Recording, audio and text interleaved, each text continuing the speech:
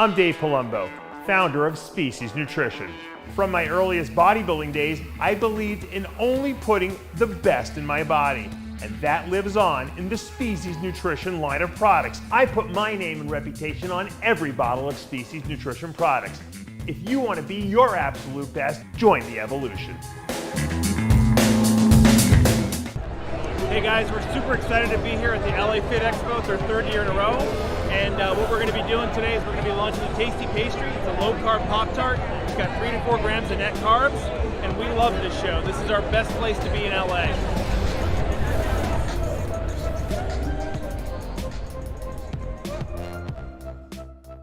If you want to build a massive chest, you have to stop bench pressing right now. Welcome to Heinz Senior's Coaching App. Get access to the P3AK High Intensity Training ebook and its exclusive video tutorials. Commit with Heinz's coaching right now and be provided with a year of meal plans, training programs, and more. www.p3akday.com. There is no room for the littles.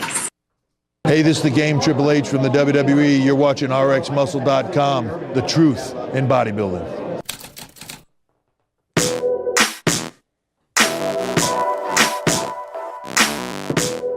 RX Television on RxMuscle.com. This is Ask Dave, better known as hashtag Ask Dave, your 30-minute question and answer show with Dave Palumbo. All your questions, be it on diet, be it on training, supplementation, IFBB pros, news, whatever's on your mind, it is all on the table. Dave, very, very exciting times now. Arnold Classic just 2 weeks away. And then on today's Muscle in the Morning, you talked about the upcoming Boston Pro, which is the following weekend, and that is turning out to be quite the extravaganza. The promoters really, really going all out, pulling out all the stops. That should be a very, very exciting event. And, of course, the New York Pro coming out, making their big announcement that, in fact, the show is going to be back in the New York, New Jersey area. It's going to be at the Marriott in Teaneck, New Jersey. I know that's one of your personal favorites. Yeah. So a lot of excitement around the corner, but big news in 2 weeks, the Arnold Classic. Yeah, I mean, it's obviously the Arnold's the big thing. We did a big show on it, Chris and I, on Heavy Muscle Radio. We really looked at past champions. We looked at the current lineup, I think, and we'll probably do that same thing for the Classic Physique next week. And the bottom line is the Boston Pro is the week after. You have to be a literal moron not to want to go to that show, right? Especially if you're in the Arnold. You're in shape already. I mean, if you got invited to the Arnold, it means you're pretty damn good. So why you wouldn't just go right to Boston after that? It's like they hand you money on a silver platter, essentially. So I'm glad that Steve Weinberg is holding that show up there, and I know they're going to do a great job with it. And look, I used to go to Boston all the time for shows. A guy by the name of Jimmy Dakotas used to promote the shows up there before Steve Weinberg took over. And every year, literally probably like 5 years in a row, he had me guest post for him. And that show was so fun. It was right in the middle of downtown Boston. I'm sure they're going to have it probably in the same place. And the fans there are so ravenous for bodybuilding. They're so into the hardcore bodybuilding. I'm telling you, it's going to be a bonanza, that show. So again, all of that kicks off in a couple of weeks. And between now and then, we're going to try to load up our pre-Arnold Classic schedule. So next week, expect some interviews with some of the top competitors, preview segments, of course, everything that we do leading up to Arnold weekend. And of course, we will have live coverage of the Arnold Classic. We're going to have Chris Aceto and John Hansen anchoring our coverage. So a lot to look forward to there. About 65 years between them two in terms of knowledge and all the perspective that they're going to bring. So we got you fully covered. Again, if you haven't already done so, subscribe below, hit the notification bell between now and Arnold Classic. And then the following week at the Boston Pro, you're not going to miss any of our show segments, updates, preview, coverage, or otherwise. Let's go to the questions. Of course, on the show, the first 2 questions from the Dave Palumbo Experience app. The first question, I'm currently running 500 tests prop a week, mast and tren 300. I'm taking 1 arimidex a day. Every time I have a cheat meal, my estrogen flares up. I get itchy nipples till I take 1.5 and so it doesn't take what 1.5 for 2 days for them to come back down. So we're going to see prolonged irritation. Why would cheat meals flare up my estrogen? I'm currently at 10% body fat. some people really have an estrogenic effect from food. So, had he told me his nipples were hurting him all the time, I would have said, well, you probably have a high estrogen, that you need to take care of with like some kind of arimidex or something like that. But food doesn't make, testosterone aromatize. But what it can do is some foods act estrogenically. Soy, I've never personally had it happen to me, but certain foods can irritate and elevate estrogen in the body. And who knows what the heck he's eating? People do crazy cheat meals, stuff they've never eaten before with, all kinds of like preservatives and stuff in it. I mean, that could be it. I mean, if you ate enough McDonald's hamburgers, you might get a little estrogenic boost, because I'm sure there's probably estrogen in that meat. Who knows what? That might be the reason why you grow so well at McDonald's. But it's not uncommon for that to happen. But the fact that it's not happening all the time when he's eating his clean diet food that's a good sign. I wouldn't worry about it. Second question, again from the Dave Palumbo Experience app. Do you think most pros need to drop fat, macro, as well as carbs in order to get a peel look, or just dropping carbs? Everyone's body kind of responds differently. And I've answered this question before. Obviously we all know we need protein. No one's reducing protein, in the diet to the point where that you're going to lose muscle. The question is, what do you want to use as your fuel source? Carbohydrates or fats. Now, if you can use both because you have such a great metabolism, where you can eat moderate fats, moderate carbs, that's the best of all worlds, obviously. But most guys and women need to suffer. Something needs to be taken out.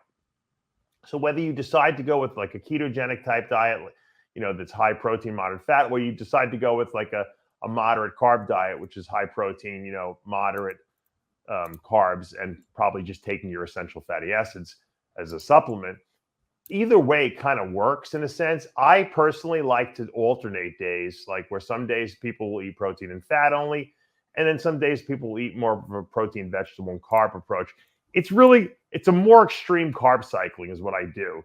And if it gets to the point where the person is stuck and they have the last little bit of body fat left, what I'll do is I'll take away, all the carbs, and I'll just put them strictly on like a ketogenic diet, because that works better. Because obviously if your carbohydrates are low, your insulin levels are low, it makes it easier to lose body fat, assuming you're not overeating the protein and or fat. Because sometimes what happens is you start out dieting at 275, and then you're down to 225, and you're like, I don't understand why I can't lose weight. Meanwhile, you're eating the same food.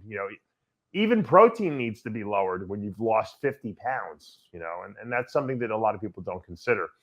The good thing, if you guys like questions like these answered, I have the Dave Palumbo Experience app where you can download on your iPhone or Android, and it's $29 a month, and I answer everyone's questions on the app. I even do a separate Q&A video every week on there. We put up a workout every week, and every writing and every video I've ever done is on that app. So you have a really nice library of stuff. It's a good gift to buy for someone, or if you're looking to educate yourself and constantly have an educator in your pocket, it's a great app. Let's go to our Instagram questions. Again, if you're not already following us, the handle is official_RxMuscle. Again, if you haven't already done so, hit the subscribe button below, hit the notification bell. You're not going to miss any of our show segments or updates, anything and everything that we have coming up for the Arnold Classic, for the Boston Pro, for the New York Pro, previews, on-site coverage, post-show coverage, anything and everything. You're not going to miss anything if you are subscribed. And if you have the notification bell, everything will go right to your smartphone. Dave, I don't know if you saw this. I know we posted it earlier today on the RxMuscle Instagram. Brett Wilkin putting up, well, actually, it was Matt Jansen putting up a progress picture of Brett Wilkins. And obviously, he looks insane. And, really, really the buzz of the bodybuilding world this morning. I don't know if you got to see that, but the question is, after having seen that picture, do you think he has a good shot at top 3 at the Arnold Classic? I'll put the picture up since I'm doing the engineering today. I'm very impressed with the improvements that he's made over the last 2 years. I mean, last year he certainly became a standout. He wasn't at the point where he was going to, destroy people at pro shows, but he made such improvements last year that you can tell this guy had a really good momentum. He knew what he needed to do diet wise. He was training right. He was eating right and taking the right supplements, obviously. So it was only a matter of time before he hit, what I would consider a dangerous, look, because unless you get injured, I could tell this guy's a machine, and so you look at the pictures here, and he's very dominant, and I know he gets crazy striated, shredded, which is going to definitely help him on that stage. The question is, this is not a typical Arnold Classic. You have Olympian guys in here. You have the Bone X. You got Brandon Curry in this lineup. These guys are at another level, in terms of 3D muscle and separation and craziness. Now, that doesn't mean that they can't come in off and that could, wreck things. But the bottom line is that he's going to have a tough time, in the lineup winning. Okay. I'll just put it there. Like Nick Walker came in and won last year, which was you never see. I think he absolutely is top 5. I think that he could be even higher. But, you got guys like Justin Rodriguez in there who look crazy. Cedric, it could show up, looking really good. You have Akeem Williams. It's a tough lineup. I would say he's a solid top 5 for sure. We got a lot of good questions. I'll race through as many as we possibly can. No Shadi Zanoon. Famous Dave's is not Dave's restaurant. Or is it? I wish it was. No. Okay. No. Philippe Rowe, should I do the Romanian deadlifts first for hamstring and then do the hamstring curls machines, even though I don't feel it quite as much as hamstring curls, but I feel like doing Romanian deadlifts with good form and 3 plates must build more muscle. So working in Romanian deadlifts. It really amounts to what you feel, because I think that was the important part of his question. He feels hamstrings way more, curls. Assuming he's squatting, and leg pressing on top of that, probably doesn't need to do the other ones too. But you know what I like to do? I like to mix things in. So like, let's say you go 3 weeks in a row with your classic leg workout, and then you're like, you know what? I feel a little stale. I'm going to try this, or I'm going to try that. Occasionally I would throw like a Smith machine squat in, even though I was a big believer in free weight squats, just because it kind of felt more concentrated on certain areas of my body. And so I did it to shock my body. And I think that that's what he's got to use. I don't think anything really replaces the standard, laying on that hamstring machine and just pulling that weight up with you. Because it's like doing a preacher curl for arms. It's so isolating for the hamstrings. But in reality, the mass, or the most of the mass on your hamstring probably comes from squatting, So once again, you got to mix it up. I wouldn't do them every week, but especially if you don't feel them really much, I would stick with the hamstring curls. Project Mike Bodybuilding. Is there a formula for salt intake, how much salt you should use per meal based on body weight? I get this question a lot. And here's the simple answer. Assuming you're not on any blood pressure medications that are diuretics. I'm not talking about like ACE inhibitors or anything like that. And assuming that, everything's normal electrolyte wise in your body. Okay. Consuming salt is very important. I'll tell you why. Because when you sweat, you lose an enormous amount of sodium in the body. And sodium is required, okay, just like potassium is, but sodium more importantly, because you don't lose as much potassium.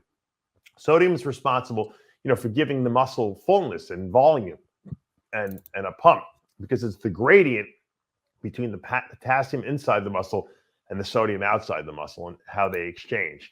So one of the mistakes people make is they start dieting and they cut their sodium back, because as soon as they do that, they notice they get drier looking, right? Why? Because you're dehydrating is essentially what's happening. Sodium holds water, but you don't want to do that, okay? Because when your sodium levels start to drop in your body goes into a panic mode because it needs sodium, and it raises the hormone aldosterone. Aldosterone's job is to reabsorb sodium in the kidney tubules and then thus water with it. So if you don't eat a lot of sodium regularly, you're going to have very high aldosterone levels. And when you get to the end of contest prep and you need to dry out, you're going to have a tough time, because now you're fighting very high aldosterone levels. If, however, you eat enough, and once again, how much sodium, you can use as much as you want. Assuming you eat, Assuming you eat a lot of sodium, what's going to happen is your aldosterone levels are going to go down to 0 essentially, because your body doesn't need it, because it has plenty of sodium. And whatever sodium your body doesn't need, it's going to get rid of anyway, especially if you're on a lower carb diet. So you're not going to be bloated from eating sodium, okay? You're just going to be volumized and you're going to feel, hydrated. Then at the end, when you have to dry out those last 1 or 2 days before the show, when you cut sodium back a little bit, or even just take a diuretic that pushes sodium out like Diazide, you're going to dry out easy. It's going to be so easy that, as a matter of fact, you might not even need a diuretic, because what you're doing is you're creating the right hormonal environment so that aldosterone levels are low and it's easy for your body to rid itself of water, because it takes at least 3 days before your body catches on that it doesn't have enough sodium. So that's my advice. Eat as much as you want. If you want to put soy sauce in your food, put soy sauce in your food. If you want to salt your food heavy, you're better off doing that than restricting it. Mark Andrews has a question, not relevant to bodybuilding, but relevant to the Olympics. I'm not sure if you've been following, I'm sure Amanda has been, the Olympics figure skating. There's a controversy surrounding a 15-year-old Russian figure skater, Kamila Valieva, testing positive. Again, forgive me for mispronouncing, trimetazidine. Yeah, trimetazidine, yeah. Right. Your thoughts on it? Could it have been his question is, could it have been an accident or a false test? I'll take it a step further. It seems to be fairly rampant amongst the Russian contingent now in terms of testing positive during or post.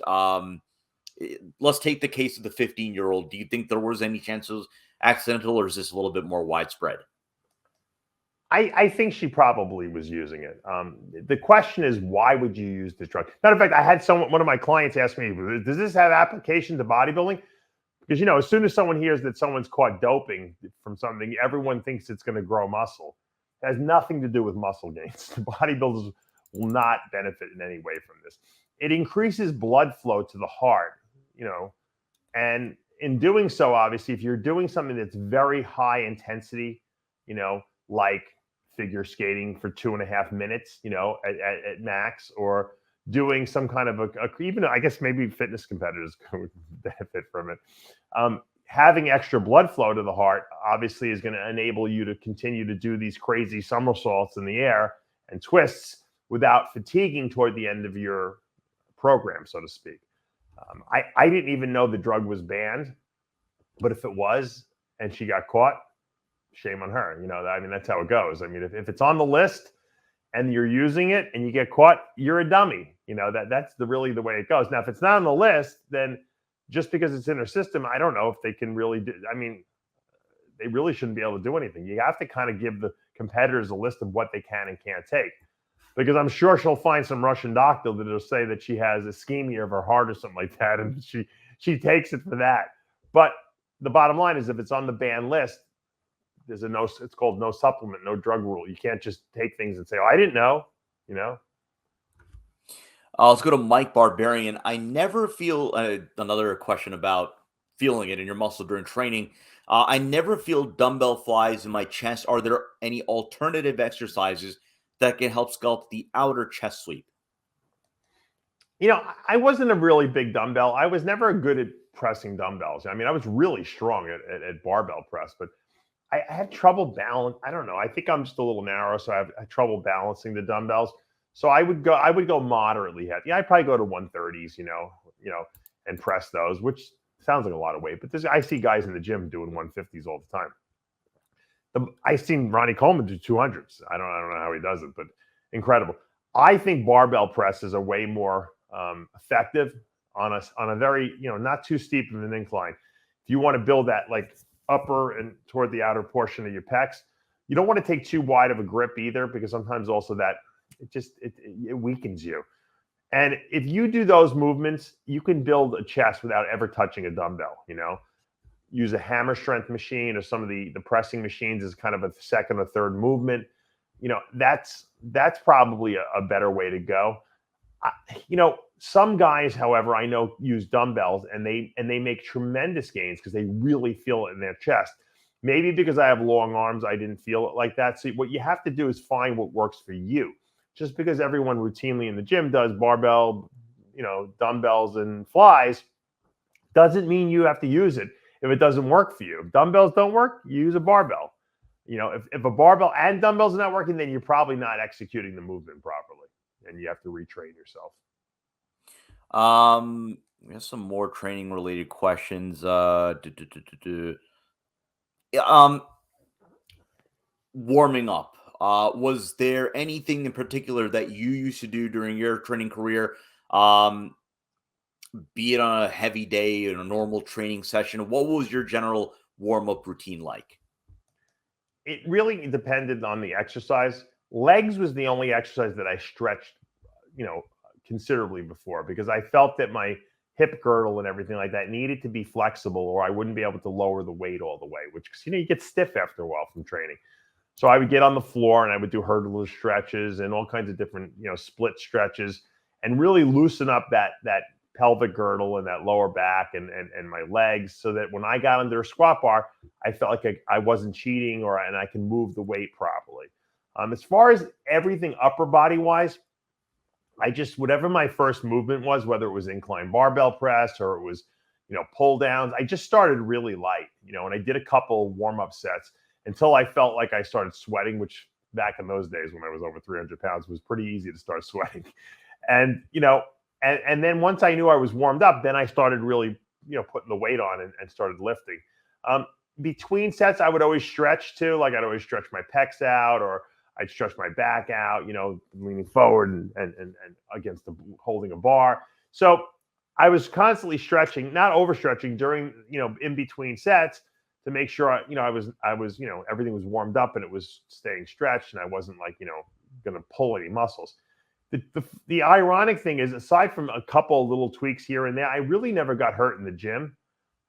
All my major injuries have been by accidents outside of the gym, because I was very focused in the gym. So that's just how I did it. Let's go to Abdil. Is it all right to incorporate test P and test C in the same cycle, sort of like a loading phase until the test C kicks in? The truth of the matter is that people are so impatient today. You're planning on doing a cycle. It's going to last you probably 6 months, maybe longer. And you're worried about the first 2 weeks. I mean, kicking the stuff in. People can I front load with D-ball or anadrol to get everything started? I'm like, how about you just take your shots and let your body build up levels of hormone, whether it be testosterone or equipoise or DECA, which we know are longer acting compounds. And in 2 weeks, it'll be working. I mean, I guess there's nothing wrong with it, but I hate test propionate because I'm very, very allergic to it. I get really sore wherever I put it. So for me, that was never an option. I mean, testosterone's testosterone. So I mean, if you want to take test propionate for the first 2 weeks while the enanthate is getting into your system, I mean, I guess you could do it. There's nothing wrong with that. It's just sometimes I think people have to just be a little bit more patient. The stuff will work. Trust me. Just take your time. Sometimes also when you put in too much fast-acting stuff initially and you've been off cycle, you get like the flu. You feel terrible because it's too much. It hits you too quickly. It's better if it builds gradually. And for some people, like I said, they get like literally flu-like symptoms where they got to take like Tylenol to negate some of that achiness and just terrible flu-like feelings. Let's go to Lisa Brown. When cooking ground beef and draining the fat, do you still count the fat, or some or none, as your daily fat count? It's an interesting question, I guess. I tell all my people when they're using like ground beef to use 93% or leaner. With that, assuming, that you use 93% or leaner, you're going to lose some when you cook it, right? So even if you lose half of that, now you're down to like 96% lean. That's pretty lean. I mean, at that point, personally, when I cook things, I don't like them dripping in like the juices that they cooked in. I would just, I would put my burgers onto like Bounty paper towel and just pat them dry and then eat them, because there's still enough fat in there. You know what I mean? I don't really count that as my fat source anyway. If you know how I develop diets, I have like a fatty diet, a fatty protein diet, and a lean protein diet. So if I'm using burgers or steak or salmon or swordfish, which has high fat content anyway in it, my subsidiary fat in my diet is not going to be as high. So I might use a tablespoon of olive oil or macadamia nut oil, or I might, I'm something like that, because I don't need to add that much fat. Now, if I'm eating a really lean source of protein like chicken breast or turkey breast or like a white fish like cod, I'll probably add more fat to that meal because I know that it doesn't intrinsically have that much in it. I might add avocados or some nuts or something like that as a more calorie dense fat source. So that's how I'd go about it. Should you use 70% lean chopped meat? No, I wouldn't, because they're absolutely adding fat into that. So they actually, when they're grinding the meat, they're putting just pure fat in there because they can do it, because it's only 70% beef. So think about that when you're, purchasing. Let's go to Miss Treadle. This is a topic that we do bring up time and time again. People have a lot of questions about it. Just how common is gyno surgery in competitive bodybuilding? And what should be someone looking at in terms of overall cost to get the procedure done? Right. Gynecomastia is something that it's spoken about a lot more nowadays than it was in the past. I got it back in 1991 from Dr. Blau, who's probably still the premier plastic surgeon with regard to gynecomastia in the world, because the guy has done over like 5,000 surgeries. He does 7 a week. Most plastic surgeons do 1 a week if they're lucky, 1 a month if they're, because it's just not that popular of a surgery. But for bodybuilders, it is very popular. And I would say almost every probably elite pro, out there that's at the IFBB, pro level, Olympia level, I would say probably 98% of them had that surgery done. Some people just don't have glands there. It's like some women don't have boobs. Some guys just don't grow glands, but most people have them taken out, because even if you have a little bit here, it just ruins that bottom contour of your chest. It prevents you from squaring off because it hangs a little bit there. So most people get the procedure done. It can cost anywhere, now it used to be cheaper, obviously, 30 years ago. Nowadays, it costs about, $7,500 to $10,000, depending on who does it. Dr. Blau's kind of in the middle of that, And usually, like I said, when I send someone there, he usually gives them a nice discount if they mention my name. The problem with the gynecomastia surgery, or the thing you have to be concerned about, is that if the person who does it doesn't know what they're doing, it's going to come out crappy. I know guys that have gone to surgeons that just wanted a liposuction under their nipple. You can't get those glands out of there, which is what's causing the gynecomastia, unless you cut them out, you snip them out. So liposuction is going to do 0. Likewise, some guys are just not that talented, and what they do is you're supposed to cut a little semicircle along the areola because it doesn't scar there. Some guys go past it because they need a wider opening to be able to tease out the gland. That's a disaster for you. You're going to have scars the rest of your life there, and people will see it on stage. It'll look terrible. So you really, really have to, I know guys that fly in from other countries to see Dr. Blau because he's so good. There's absolutely no scar.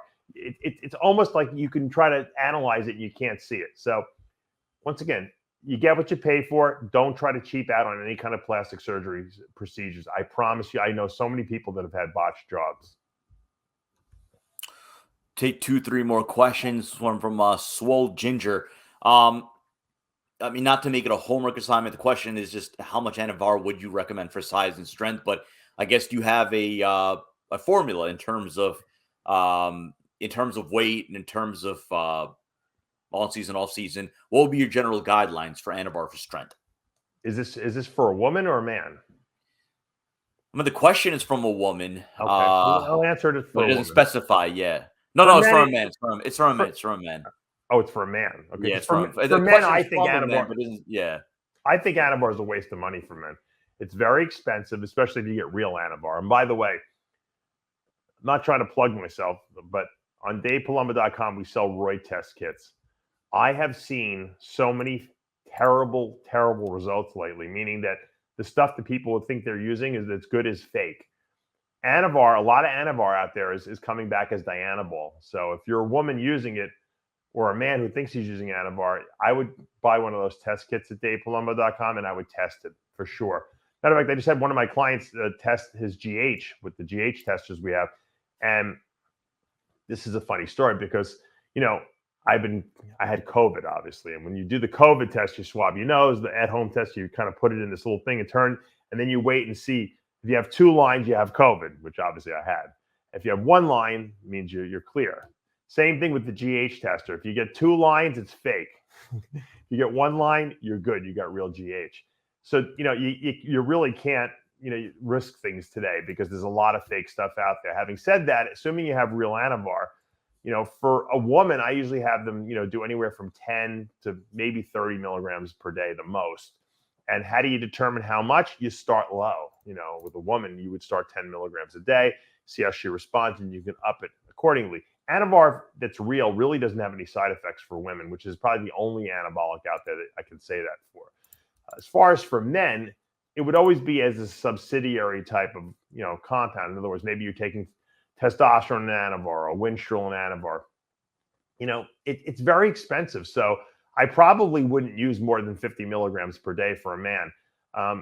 And I probably wouldn't use less than 20 milligrams per day for a man. Or you're not going to get anything out of it. So that's just my recommendations. Once again, if I was a man and I was trying to put on size, I wouldn't waste my money on anavar. Carlos Fit NYC. This is he's saying it's a new trend. It's actually been going on for about a couple of years, really ever since TikTok really took hold.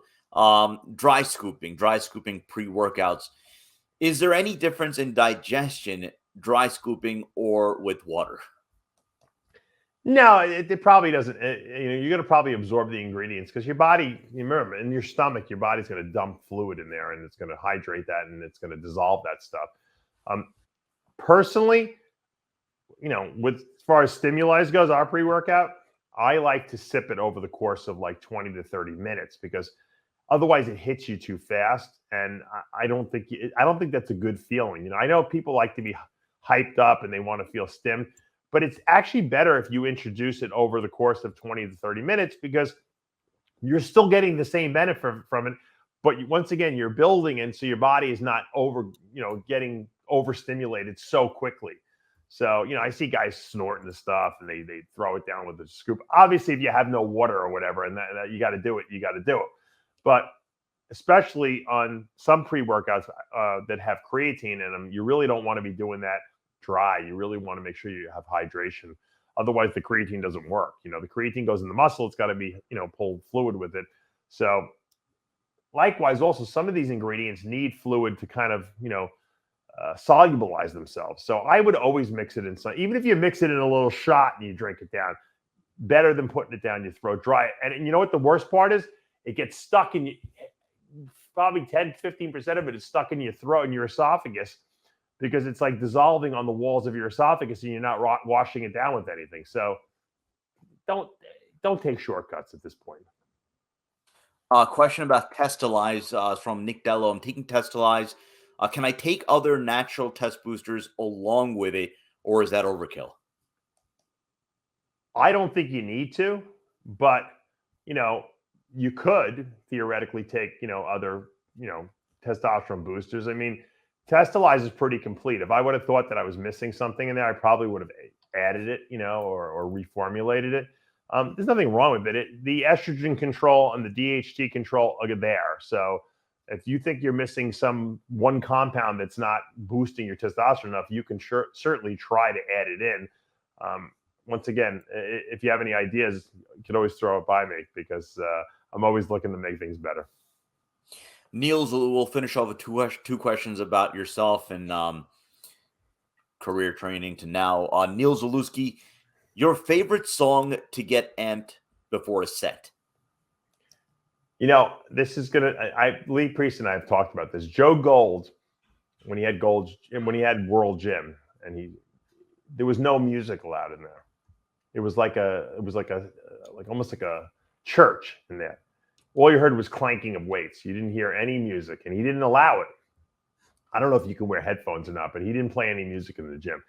And I know it sounds weird, but I kind of like that. It's kind of like you can hear I call it the voice of God in the silence, And I like to focus that way. I never had headsets on with music blasting in my ears. Now, I trained in plenty of gyms that had music going.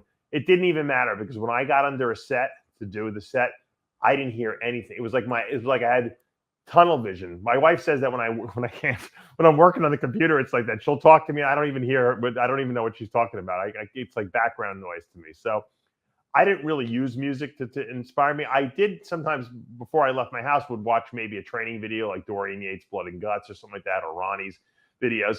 But other than that, in the gym, I was like a focused machine. I didn't need music. This one is about now. Obviously, often we ask about questions regarding your contest career, and this one is about you post shoulder surgeries from Jacob Jameson. It's a pretty long I hate, but I couldn't help but notice, but you're looking bigger post shoulder replacement. Are you trying to add mass, or are you just such a freak that the extra working out you do with a fixed shoulder is making you grow? Now, you have well documented the fact that you are back. You and Amanda go to Crunch Fitness. I mean, you are training again. But the question is this something where you're trying to add size, or is just a byproduct of your nature? I actually, in the gym, I do train. Once I had my shoulders replaced, I can do all the movements now that I couldn't do. I could do dumbbell presses, and I can do, I can do pull downs. I have no pain. And that in and of itself is now allowing me to work the muscles properly. Now, I'm sure if I did 200 milligrams of HRT per week, I probably would add 20, 25 pounds of muscle to my body. Right now I'm about 195. I'd probably be like 215 or something like that easily, because now I can train. But because I only take a shot of HCG now and then just to keep my testosterone levels on the slightly higher level. I'm not going to add massive amounts of muscle. Plus, I don't eat 1 million grams of protein a day like I used to. So I have added muscle, though, yes. If I took my shirt off, whatever, and I posed at some point, maybe I will, to show people, I have delts again, and I have back again, and my arms came back. So I'm just not big, but I definitely added size to my body, because now I can train. It's a miracle that I had as much muscle for as long as I did, because I was really faking it in the gym, doing all kinds of little machine movements to kind of just compensate, because I was in a lot of pain when I was training. So yeah, I definitely added some muscle back these last year or so, since I've been back at a real gym. Same thing with my legs, came up a little bit, but I'm not trying to get huge or anything by any means. That's going to do for this episode of Ask Dave. Reminder, if you haven't already done so, hit the subscribe button, hit the notification bell. You have all new episodes of Heavy Muscle Radio. And then yesterday, we split it up into 2 parts. Well, actually, essentially 1.5 parts. 2 episodes of the After Hours podcast. One in which John Bravo, who's been on the show now for the past couple of weeks, offered some pretty explosive insight into the death of Rich Piana. And then, of course, the full whack pack on display. Jimmy the Bull, of course, going off this time about, well, a lot of things, but in particular, Eminem kneeling at the halftime show at the Super Bowl. So again, a lot of entertainment. And of course, Dave and Chris on Heavy Muscle Radio offering a light preview of the upcoming Arnold, but really doing a deep dive into some of the greatest past Arnold Classic champions. So if you're, a bodybuilding historian, you can fashion yourself as a bodybuilding nerd, it's a great episode and a real trip down the memory lane of past Arnold classics. Do you have something to say, Dave? Or no, I was just going to say, so you come back on a little later today, Lee Priest and Mike Gavelon and I got to talk about I don't know if you didn't bring this up, but they are bringing back the Masters Olympia next year. No. I was actually going to ask you if you wanted to do a proper reaction video, but there you go. We're going to do it on Iron Rage, so you can catch that probably tomorrow. Perfect. All right. So for Dave Palumbo, Tyler Show, we'll be back next week. We'll be fully operational next week. Stay safe. We'll see you next week.